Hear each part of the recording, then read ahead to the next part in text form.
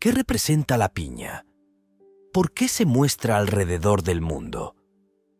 Pero más importante aún, ¿qué representa el símbolo del bolso que vemos por todo el mundo? Este conocimiento solo se mantenía en los niveles más altos, entre sacerdotes y magos. Solo aquellos en la cima podían entender lo que significaban estos símbolos. Muchos de estos antiguos símbolos a lo largo de la historia fueron eventualmente invertidos y pervertidos hacia significados opuestos, en algunos casos casi para demonizarlos, haciéndolos parecer algo malvado cuando en realidad eran todo lo contrario. Estas personas son los guardianes del conocimiento y de cómo crear civilizaciones. Son ellos quienes dieron inicio a cada civilización avanzada y sofisticada que podemos encontrar alrededor del mundo. Creo que esto ayudará a conectar muchas de las piezas que faltan para las personas que anhelan este conocimiento. Quiero dar un pequeño trasfondo porque sé que no todos los que acceden a esta información están en el mismo nivel. No necesariamente han estudiado esto por años y años, y tal vez lo estén descubriendo por primera vez. Así que lo que quiero hacer es dar una muy breve, muy pequeña perspectiva tanto de nivel alto como de nivel bajo de esto antes de que entremos de lleno en el tema, porque siento que esta información en particular está en el nivel más alto. No es algo en lo que simplemente te adentras y empiezas a hablar, porque muchas personas que no han estudiado el tema podrían simplemente mirar con escepticismo y apagar el video, diciendo que no saben de qué estoy hablando. Así que quiero establecer el contexto sobre qué es esta información y por qué es tan importante. En los últimos años, después de estudiar y escribir libros sobre esto y de tratar de entender el punto más temprano en el que comenzó la civilización aquí, siempre surgían estas preguntas. Preguntas sobre qué representan esos sellos cilíndricos que se encontraron en la antigua Mesopotamia, qué representan estos murales con todas estas representaciones del pasado, qué significan estos símbolos antiguos que encontramos en lugares como las Américas, Turquía, Egipto, Mesopotamia. ¿Por qué encontramos los mismos símbolos compartidos por tantas culturas diferentes en todo el mundo, cuando en los libros de historia nos enseñan que esas culturas no tenían contacto entre sí, especialmente a través de océanos, y que estaban desconectadas por diferentes períodos en la historia? Nos dicen que las civilizaciones humanas surgieron por pura casualidad, que un grupo de reyes o cazadores-recolectores se reunieron, decidieron asentarse en un lugar, construyeron un imperio, y luego ese imperio eventualmente colapsó. Esa es la historia que nos dan. Nos dicen que toda nuestra civilización se puede resumir en una ventana de 6.000 años, con enormes cantidades de esclavos forzados a realizar trabajos manuales para crear estas enormes estructuras como las pirámides. Esta es la versión que nos cuentan, moviendo estos bloques enormes sobre pilares de madera y demás. Ya no tiene sentido esta antigua narrativa y paradigma sobre cómo se crearon las civilizaciones humanas, cuán antiguas son, de dónde provino el conocimiento y la información que se les transmitió. Todas estas cosas están empezando a estar mucho más al frente de las conversaciones, pero aún no hemos llegado. Gran parte de la sociedad sigue dormida y cree en esta narrativa que nos cuentan, esta narrativa muy simplista que realmente gobierna nuestras vidas. Si pensamos que somos solo simios primitivos que no tienen conexión con las estrellas y no entendemos lo que realmente somos, un ser vibracional más elevado que es un co-creador consciente de esta realidad que nos rodea, si no tenemos esa perspectiva, imagina cómo eso gobierna nuestras vidas. Es por eso que creo que esta información es tan importante. Lo que vamos a hacer hoy es responder algunas preguntas muy importantes que flotan por el Internet. Recibo correos electrónicos y preguntas todo el tiempo de personas que me preguntan, ¿cómo se veían los Anunnaki? ¿Eran reptilianos? ¿Tenían cabeza de serpiente? ¿Qué significa el término?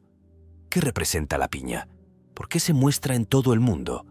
Pero más importante aún, ¿qué representa el símbolo del bolso que vemos por todo el mundo? ¿Qué representan realmente?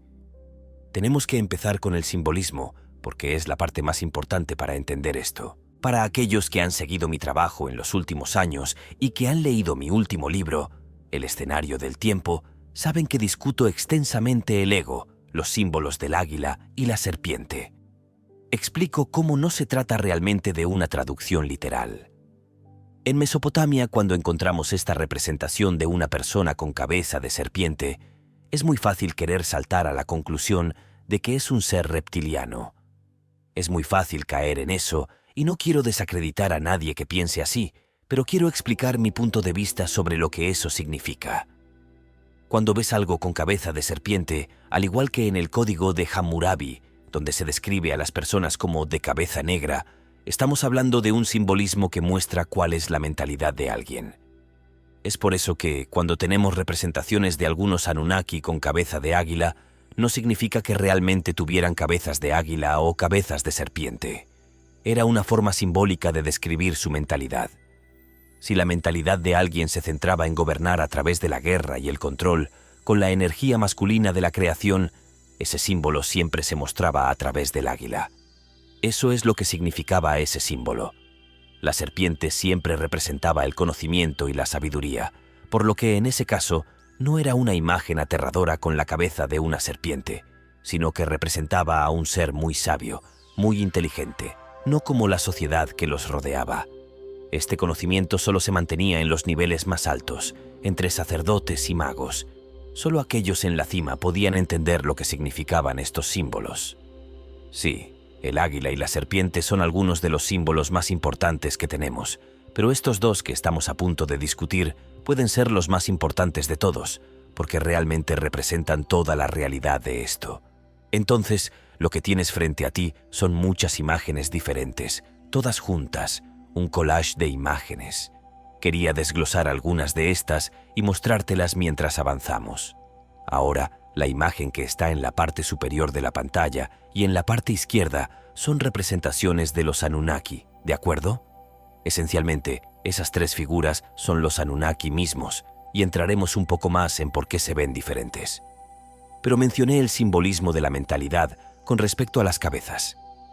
Esa imagen con la cabeza de águila es de Ninurta, un antiguo dios de la guerra. Por eso tiene una cabeza de águila. Ninurta era conocido básicamente como el principal influenciador del Imperio Romano, y puedes encontrar ese símbolo de Ninurta justo allí.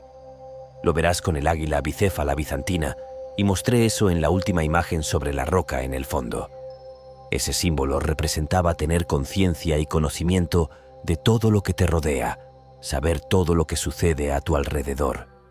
Así que tener algo que mira a la izquierda y a la derecha significa estar al tanto de todo, no en el sentido del conocimiento, sino de estar consciente de todo lo que pasa, siempre un paso por delante de los demás.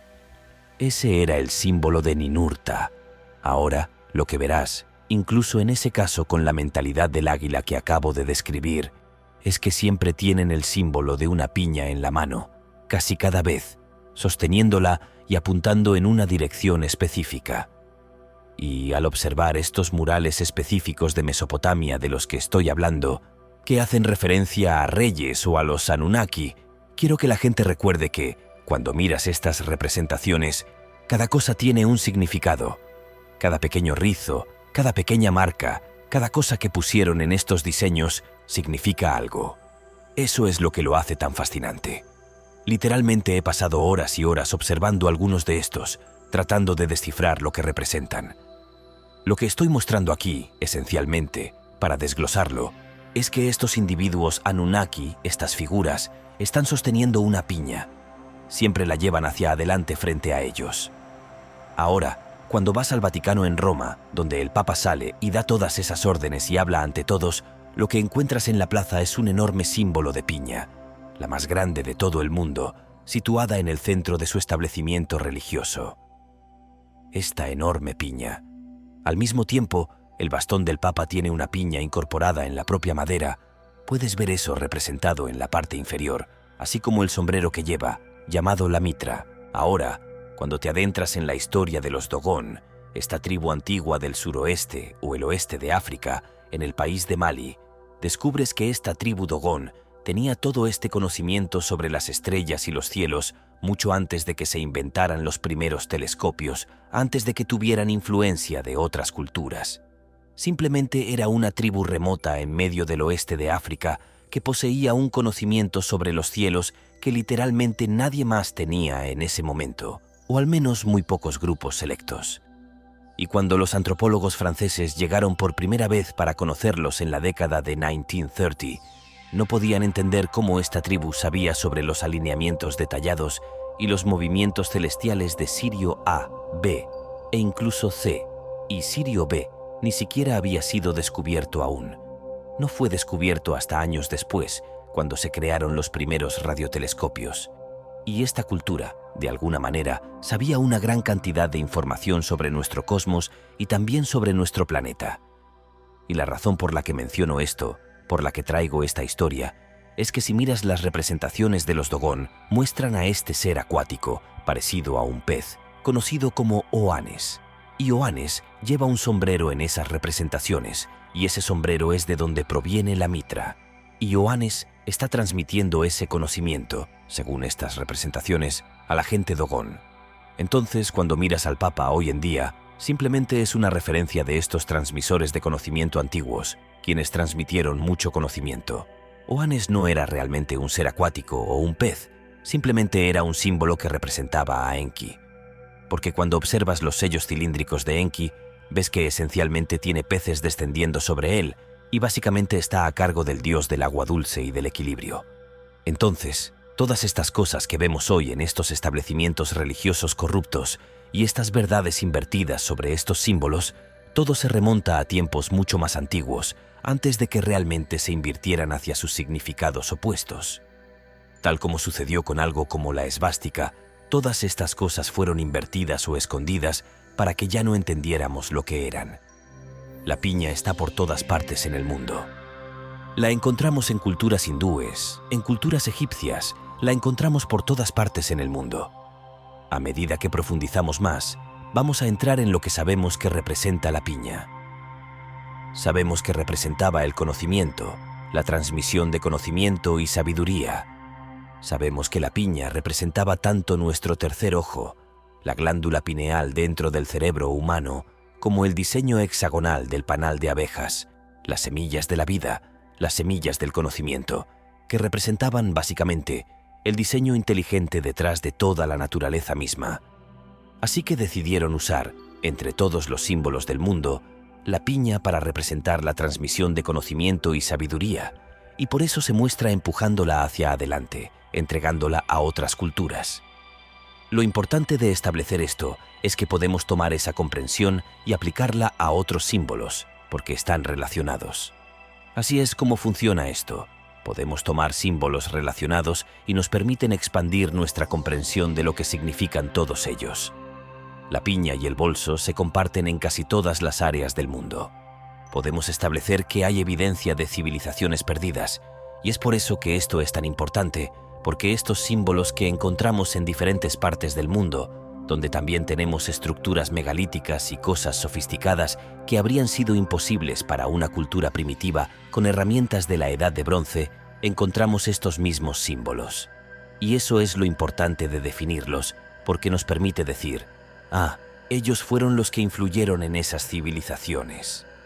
Lo que tenemos en la pantalla es probablemente el símbolo más debatido de todos los que existen hoy en día, el símbolo del bolso.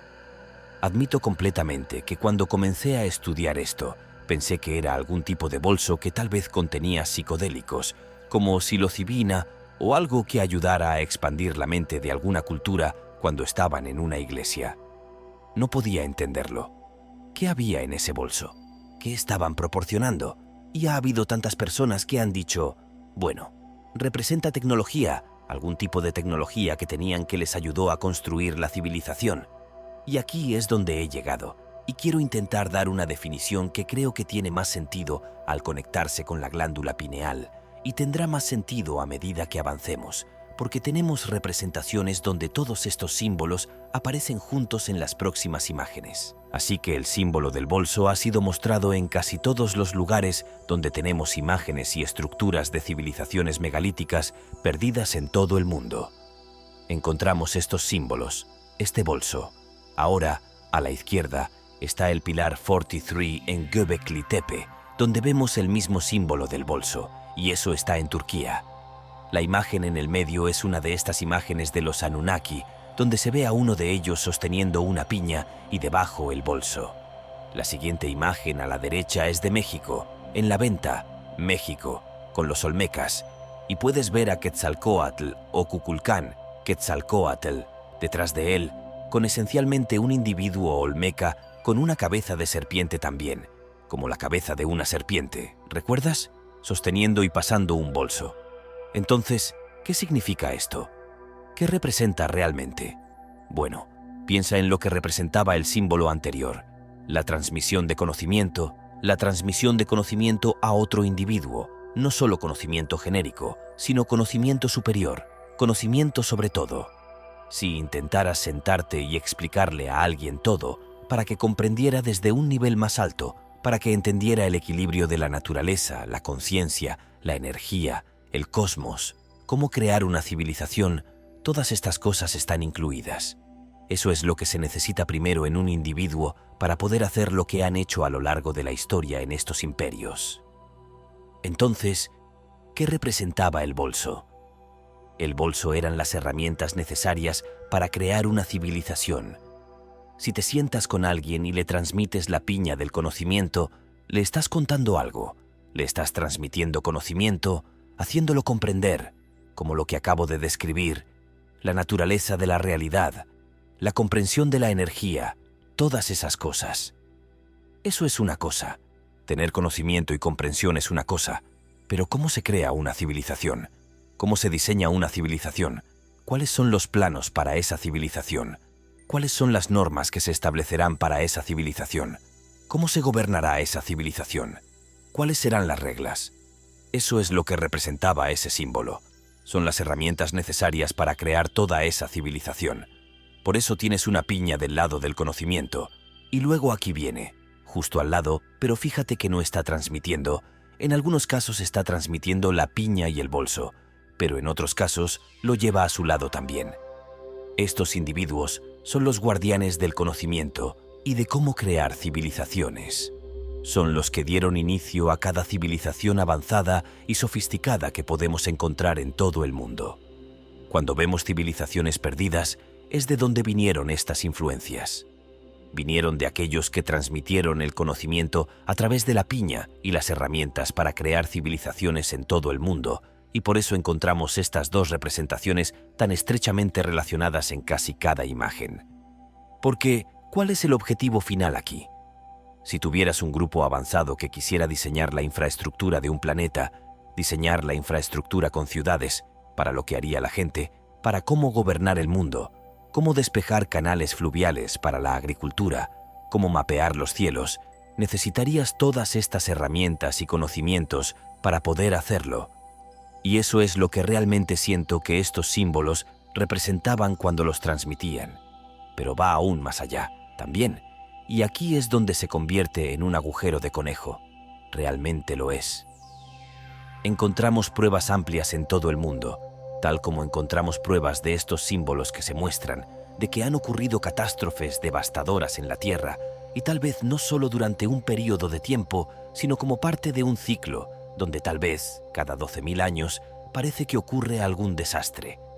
Por eso estaban tan obsesionados con mapear los cielos, porque podían comprender no solo la energía del cosmos, sino también mapear y entender cuándo ocurrirían eventos, en qué momento estaríamos, a nivel colectivo y en un nivel más amplio, mirando desde la perspectiva del sistema solar, no solo nuestra comprensión del tiempo. Estas civilizaciones fueron eliminadas colectivamente alrededor del mundo debido a una serie de cataclismos. Encontramos y sabemos esto basándonos en la erosión que encontramos en recintos como los de la Esfinge, o cuando observamos muestras de hielo en Groenlandia, donde vemos un evento devastador que ocurrió hace entre 12.800 y 10.100 años, durante un periodo potencialmente de 1.000 años, de múltiples eventos que parecieron haber acabado con todas estas civilizaciones y dejaron, ya sea solo sus estructuras megalíticas que construyeron sin ninguna escritura o en algunos casos, estas tabletas cuneiformes que eran la forma ingeniosa que tenían de preservar un mensaje grabado en piedra o arcilla para que sobreviviera. Es por eso que hay tan pocos escritos de cualquiera de estas culturas en todo el mundo, porque si hubieran utilizado papel o cualquier cosa digital, nada habría sobrevivido. Y cuando algunos preguntan, ¿cómo sabemos que la Atlántida era real? No tenemos muchos escritos de la Atlántida, realmente tenemos muy poco. Lo que tenemos es básicamente cualquier cosa que fue canalizada o que llegó a través del antiguo Egipto, porque Egipto era la única conexión que podemos encontrar de vuelta a la Atlántida, cuando Solón fue allí y luego le contó a Platón la historia de la Atlántida. Así que lo que realmente tenemos son básicamente migajas de pan dejadas atrás, de lo que fueron desastres que ni siquiera podemos comprender en términos de la historia humana, eventos que ocurrieron. Es por eso que es tan difícil, porque estamos hablando de una cultura que desapareció, en muchos casos, hace más de 10.000 años. Así que chicos, vamos a abordar temas de alto nivel ahora. Para aquellos que disfrutan del alto nivel, en Göbekli Tepe, que está en la región de Anatolia en Turquía, se ve el pilar 43, que es el más importante de todos los pilares allí. Ahora estos pilares son enormes pilares megalíticos construidos de una sola piedra. Son estos enormes pilares en forma de T y pesan más de 20 toneladas cada uno y tienen todas estas representaciones extrañas en ellos. La primera cosa a mencionar sobre el pilar 43 es que tiene el símbolo del bolso en la parte superior, lo que significa las herramientas necesarias para crear una civilización, ¿verdad? Así que están adorando ese conocimiento y esas herramientas que crearon su civilización. ¿Por qué es esto tan interesante e importante? He mencionado esto antes, pero quiero mencionarlo de nuevo para aquellos que no lo sepan. Göbekli Tepe es uno de los sitios más importantes, no por su sofisticación en términos de bloques megalíticos gigantes, como vemos en todo Perú o Egipto, no por esa razón, sino porque contiene ciertos niveles de evidencia arqueológica que nos ayudan a comprender realmente esta historia, a respaldar esta información. Lo que se encuentra en Göbekli Tepe es que, a medida que han desenterrado diferentes capas hacia abajo, han descubierto que todo este templo astronómico, que es lo que era, fue enterrado bajo montañas de escombros, deliberadamente enterrado y escondido, cerrado. Cuando finalmente excavaron y encontraron este templo, encontraron capas muy peculiares de material orgánico dentro de otras capas que iban profundamente por debajo de él, y pudieron datar ese material orgánico mediante carbono radiactivo y lo fecharon en 11.800 años atrás, para esta civilización de Göbekli Tepe que construyó ese templo. Así que sabemos eso, lo sabemos como base. También sabemos que fue durante el mismo período de cambios violentos en la Tierra, basado en muestras de hielo, el mismo período destructivo durante el período del Younger Dryas, hace unos 12.000 años. Cuando bajaron y excavaron esas capas, recordemos que nos dicen que todas las civilizaciones son simplemente cazadores-recolectores nómadas. En términos de Göbekli Tepe, lo que los arqueólogos tradicionales nos dicen es que este grupo simplemente decidió dejar de cazar y se quedaron allí durante unos años para construir el templo astronómico más sofisticado jamás construido. Tiene mucho sentido, ¿verdad? Pero lo que tiene más sentido es que, cuando se baja a través de las capas, se encuentra que, en las capas justo debajo de donde se hizo esta construcción, encontramos evidencia de cazadores-recolectores extensos, cazadores-recolectores que estaban moviéndose por esta región. Pero luego, justo por encima, dentro de una muy pequeña cantidad de material, solo dentro de unos pocos años, digamos, de material que podría haberse acumulado, vemos toda esta sofisticación que surge de la nada. La agricultura comienza a practicarse, se construyen ciudades, encontramos una sociedad sofisticada que emerge en este sitio de la nada, aparentemente de la nada. ¿Y qué encontramos en ese pilar? Esos bolsos mostrados. Como si fueras un grupo de cazadores-recolectores viviendo en esa región, cazando animales salvajes y viviendo de la tierra, y de repente un grupo de individuos iluminados llega y te enseña todo este conocimiento y sabiduría. Cambian completamente la estructura de tu sociedad, te dan todas estas herramientas, te enseñan a cultivar, te enseñan sobre el cosmos, sobre la conciencia, te dan toda esta información y conocimiento, te dan las herramientas para crear esas civilizaciones y luego se van. ¿Qué harías? ¿Los adorarías? ¿Adorarías ya sea a ellos o de dónde vinieron, o incluso simplemente los entendimientos celestiales de la energía? Y entraremos en eso en un segundo, pero mira lo que está debajo de los símbolos del bolso. Vemos un buitre, ¿de acuerdo? Y vemos a un buitre que tiene una cosa redonda encima de su ala, y algunos han especulado que es un cometa o un asteroide. Ahora mira debajo del buitre, ves un escorpión. Ahora permíteme desglosarlo. Lo que quiero explicar aquí y describir es que, si miramos al cielo, encontramos sorprendentes similitudes con lo que se conoce como Cygnus. La constelación de Cygnus y Scorpius representan esas representaciones y están en una muy... Observa la alineación de ellas. No solo están mostradas en esta carta cosmológica, sino que están en la misma posición exacta entre sí. Mira a Cygnus y mira a Scorpius abajo. Ahora, en la parte superior, Cygnus está conectado a una estrella. Mira, ve la mano o el ala del buitre. Hay una estrella justo por encima de su ala. Esa estrella se llama Deneb y es una de las estrellas más brillantes, no solo de nuestra región, sino de toda la galaxia, una de las estrellas más luminosas de toda la galaxia, que resulta estar justo por encima de Cygnus. Pero no es solo una coincidencia. Pensemos en el símbolo de la cruz, volviendo a los símbolos. La antigua cruz, el símbolo más antiguo de todos, que por cierto, antecede a las religiones cristianas por miles de años. De hecho, estos símbolos de los Anunnaki, que vamos a mostrar en estos murales, tienen el símbolo de la cruz en muchos lugares diferentes. Es uno de los símbolos más antiguos de todos, y para aclarar esto también, la cruz representa el cruce de la energía, la mente, el cuerpo y el alma, los tres ingredientes para que los humanos alcancen la ascensión. Eso se ha enseñado a lo largo de toda la historia. Sigue siendo las enseñanzas de Jesús en la Biblia cristiana romana. Hay buena información allí, pero originalmente proviene de un lugar mucho más antiguo. Representaba el cruce de la energía, y resulta que Cygnus representa una constelación de una cruz, y una de las estrellas más brillantes de toda nuestra galaxia resulta estar en la parte superior de la cruz, lo que esencialmente representaría la ascensión. Encuentro eso increíblemente interesante. Encontramos a Cygnus y Scorpius en esta representación de Göbekli Tepe, con los bolsos justo encima. Ahora quiero que la gente piense en eso por un momento. ¿Qué significa eso? ¿Significa que esos seres que proporcionaron las herramientas? Hay preguntas interminables que surgen de eso, pero quiero dejar a las personas con ese entendimiento de lo que se muestra allí y cómo esos símbolos del bolso están justo encima. Hay una pieza más increíblemente interesante del rompecabezas. Resulta que Cygnus y Scorpius están en lo que se conoce como la grieta oscura de nuestra galaxia. La grieta oscura es un área de la galaxia que contiene la mayor cantidad de energía oscura de toda nuestra galaxia. Para aquellos que no sepan lo que es la energía oscura, piensen en un sistema de equilibrio. Como es arriba, es abajo.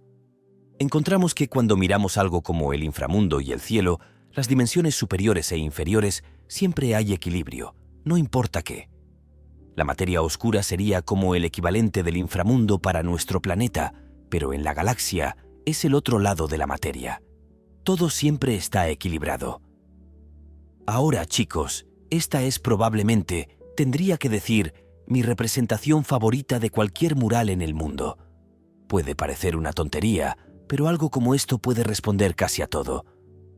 Piensen en todo lo que hemos discutido. ¿Qué significa la piña? ¿Qué significa el bolso? Están aquí, pero obtenemos mucha más información que solo eso. Ahora, chicos, voy a desglosar todo esto, y creo que esto ayudará a conectar muchas piezas para las personas, muchas de las pistas que permanecen ocultas, como piezas de rompecabezas, para tratar de armar esta historia perdida de la historia. Lo hacemos pieza por pieza. Así que una vez que sabes que la piña significa la transmisión de conocimiento y sabiduría, colocas esa pieza en su lugar. Luego entiendes cómo están sosteniendo el bolso. Colocas esa pieza en su lugar. Si tienes la comprensión de que los seres con alas están destinados a representar dioses, seres ascendidos que son de otras dimensiones, colocas esa pieza en su lugar también. ¿Y qué obtienes? Obtienes una representación aquí que cuenta toda una historia. Cuenta toda una historia de lo que ocurrió en el pasado para crear civilizaciones sofisticadas. Ahora permítanme desglosarlo. Noten que hay dos individuos en el centro, rodeados por lo que se llama el árbol de la vida, y luego hay dos individuos en los extremos. Y luego, por encima del árbol de la vida, tienes el disco solar alado con Anu en el centro. Ahora, Anu es quien controla las ruedas de este árbol, este equilibrio de la vida. Y cuanto más aprendes sobre los Anunnaki, más descubres que están obsesionados con mantener el equilibrio. Hicieron muchas cosas malas aquí, pero debido a eso, tuvieron que asumir ciertos roles y responsabilidades para recuperar ese equilibrio. Y esa es una de las obsesiones que siempre tienen, no importa lo que mires. Por eso el árbol de la vida siempre se representa con este equilibrio de vida aquí, este equilibrio de la naturaleza, la creación de la vida. Todo está equilibrado. Según ellos, los Anunnaki están a cargo de eso. Esa es su responsabilidad. Ahora, solía pensar que esto estaba destinado a representar a todos los Anunnaki, que estos 4 eran todos Anunnaki. Eso no es correcto. Me tomó mucho tiempo entender eso. La forma en que lo sabes es no solo por las alas. Mira lo que están usando en la cabeza. Observa eso muy cuidadosamente. Además de las alas, los Anunnaki, cuando se muestran con su cabeza física, no una serpiente o un águila, siempre se muestran de la misma manera. Tienen cuernos anillados alrededor de su casco, y siempre tienen 3. Ese es un símbolo de estatus para los Anunnaki. Eso significa que los 2 individuos en los extremos, y no se trata realmente de estar en los extremos, recuerden que representa a ambos lados, ¿verdad? El equilibrio, los 4, los 2 en los extremos y los 2 reyes en el centro. Ahora noten que los reyes tienen la misma altura que los Anunnaki. Y como dije, creo que algunas cosas están destinadas a ser literales, ¿verdad? Algunas cosas son simbólicas, pero otras son literales. Son de la misma altura que los Anunnaki. Ahora mira, los Anunnaki no eran reptilianos. Recuerda, estamos creados a su imagen, no al revés. Somos ellos. Por lo tanto, observa a todos los reyes mesopotámicos que se representan a lo largo de la historia. Cuando miramos a Asurbanipal, cuando miramos a Hammurabi, cuando miramos a Sennacherib, observa que se ven exactamente como los Anunnaki, como si los imitaran, ¿verdad? Tienen las largas trenzas de cabello. ¿Pero qué no tienen? Observa lo que tienen en la cabeza. No tienen cuernos. Tienen un símbolo completamente diferente en su cabeza y no tienen bolsos ni piñas. ¿Ves eso? Te está contando una historia. Así que permítanme desglosarlo todo. Los Anunnaki tuvieron reyes descendientes de su linaje, conocidos como los Nefilim, según la Biblia. Sabemos que, cuando miramos en el Génesis, cuando miramos en el libro de Enoc y todo tipo de historias antiguas del pasado, se habla extensamente de eso, de que los gigantes alguna vez estuvieron aquí. Que los reyes antiguos no eran realmente lo que pensábamos que eran, sino que en realidad eran como reyes descendientes directos del linaje de los Anunnaki. Y su obsesión aquí era que su semilla gobernara la sociedad. Así que estos reyes son reyes directamente descendientes del linaje de los Anunnaki. Se les está dando el conocimiento y la sabiduría para crear civilización. Y es por eso que se representan en el centro, alrededor del árbol de la vida. Ahora, noten lo que están llevando en su brazo izquierdo. Tienen lo que se conoce como el cetro masculino del reinado, del gobierno. Y la mayoría de estas civilizaciones antiguas eran gobernadas por hombres. Hubo algunas civilizaciones en partes de África que fueron gobernadas por mujeres y hubo algunas áreas donde había reinas y sacerdotisas. Pero la mayor parte del tiempo eran estos descendientes masculinos, estos gobernantes masculinos de sangre, los que tomaban el control y gobernaban la sociedad. Y eso es realmente lo que se está representando aquí en el centro. Así que tienen el cetro masculino, y luego miren lo que están haciendo. Tal como ves, están señalando el camino. Es su camino, y nada más. Están transmitiendo las reglas y responsabilidades que los Anunnaki les dieron, casi como un embajador que trabaja para alguien muy poderoso. Ellos son los encargados de usar todo ese conocimiento, las herramientas para crear una civilización, las leyes y normas que se les entregaron. Específicas leyes bajo un mismo sistema llamado reinado. Donde quiera que mires, ves la misma frase. El reinado fue otorgado. El reinado fue otorgado aquí. El reinado se perdió y luego fue otorgado nuevamente. Y vamos a entrar en eso en un segundo. Pero esencialmente tienes a los Anunnaki con estos reyes de linaje directo que consideraban superiores y que debían gobernar sobre el resto de la sociedad. Ellos les están diciendo cómo crear esas civilizaciones y cómo gobernarlas. Y en el centro tienes el símbolo zoroástrico con Anu, que básicamente está moviendo las ruedas, está como en una bicicleta de la vida. Él es el que está a cargo de todos los Anunnaki y del equilibrio. Entonces, cuando juntas todo esto, es como si los Anunnaki estuvieran creando un tipo específico de civilización de reyes para nuestras sociedades, aquí, a su imagen, a su semejanza y con su mentalidad. Lo que encuentro más interesante, si retrocedemos un poco, es notar con qué frecuencia se representan con cabeza de águila, no con una cabeza regular ni con una cabeza de serpiente. En realidad, es bastante raro. Lo ves, como cuando te mostré en la venta con los olmecas, cómo muestran a Quetzalcóatl subiendo con una cabeza de serpiente. Sí, está ahí, pero es mucho más raro. ¿Qué significa eso? Significa que la mayoría de las veces los Anunnaki, cuando creaban estas civilizaciones, las hacían ser imperios bélicos, lo que es por eso que a lo largo de la historia siempre ha estado gobernado por la guerra, porque es la manera más fácil de controlar civilizaciones y mantenerlas en un estado de conciencia más bajo. Siempre ha habido esta lucha entre los Anunnaki, que no querían que nos volviéramos superiores a ellos, y esa es una de las grandes luchas que ha habido. Los símbolos que eligen muestran eso. Cuando ves las cabezas de águila, es una representación del gobierno a través del control y la guerra. Cuando ves la cabeza de serpiente, es una representación del conocimiento. Y luego hay todo tipo de otras versiones de estas representaciones simbólicas que se muestran. De lo que me di cuenta cuando estuve en todos estos lugares, mirando estos símbolos, es que era casi una constante que estuvieran sosteniendo una piña o un bolso. Siempre que veías uno, veías al otro, lo que me llevó a preguntarme por qué estos dos símbolos siempre estaban relacionados. Y cuando te fijas bien en ellos, puedes ver que están transmitiendo conocimiento con la piña, pero lo que están llevando con el bolso no es solo un objeto, representa mucho más. Si lo observas detenidamente, te das cuenta de que es un símbolo de las herramientas necesarias para construir una civilización. Eso fue lo que me hizo comprender mejor lo que realmente significa este símbolo. Entonces, cuando te fijas en lugares como Göbekli Tepe, donde vemos que la civilización fue enterrada, y vemos esos símbolos del bolso, estamos viendo no solo una civilización que tenía acceso a un conocimiento avanzado, sino que también tenían las herramientas para crear grandes imperios. Esto, junto con la piña, es lo que revela la verdadera naturaleza de esos antiguos símbolos. Al final, lo que tenemos aquí es un rompecabezas que nos lleva a comprender mejor cómo estas antiguas civilizaciones no surgieron de la nada, sino que fueron influenciadas por seres que no solo les dieron conocimiento, sino también las herramientas para construir todo lo que hoy llamamos civilización. Y estos símbolos están ahí para recordarnos esa influencia y ese origen mucho más avanzado y complejo de lo que alguna vez se pensó. Llegados aquí, ¿acaso no has visto esta otra verdad oculta sobre nuestra existencia? Yo no me la perdería.